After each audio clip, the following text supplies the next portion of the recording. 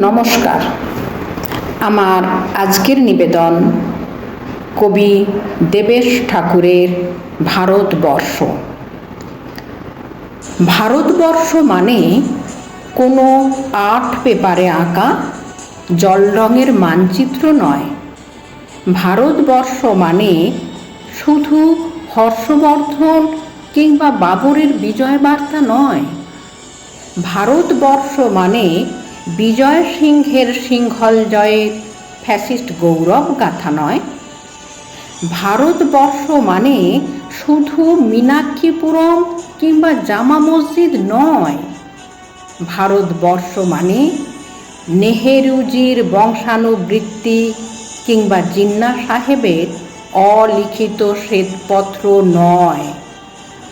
ভারতবর্ষ মানে এক ভালোবাসা, আমার তোমার শব্দের সঙ্গীতের জীবনের আকাশের মাটির।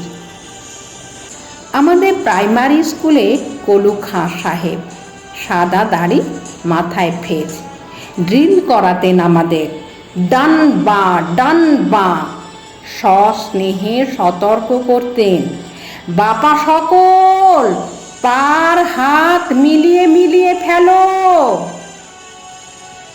কলু খাঁ সাহেবের গোড়ের মাটিতে আজ ফেরেশতার হাসি ভারতবর্ষের চেরাগ হয়ে জ্বলছে। বদরু মিয়ার হাতের কর্নিকে শিব মন্দিরের গায়ে কত ফুল কাটা, আর তার জোগাড়ে হয়ে মশলা মাখছে ঈশান বাউরি।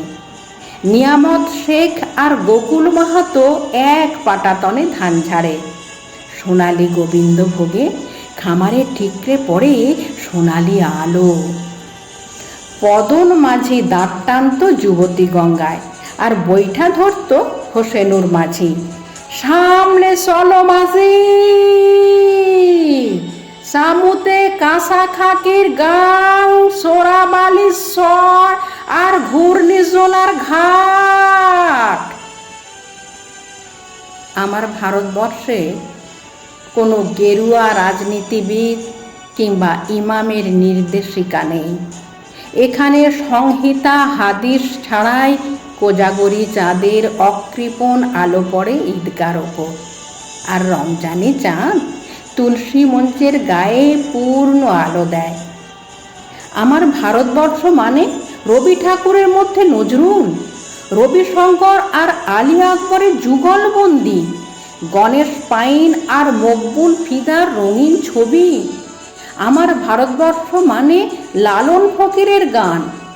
আমার ভারতবর্ষে আমি শুনেছি মোহাম্মদ রফির সঙ্গে লতার ডুয়েট, দেখেছি পাল্লা দিয়ে আজহারের সঙ্গে সচিনের দৌড়, খেলার মাঠের প্রান্তে দাঁড়িয়ে শুনেছি নইমুদ্দিনের তদারকি চিৎকার। বিজয়ন, আকিল, কুলজিৎ, বাইচুং, মাঠটাকে আরো বড় কর। মাঠ দিন দিন ছোট হয়ে যাচ্ছে, মাঠটাকে আরো বড় করা দরকার, অনেক অনেক বড়।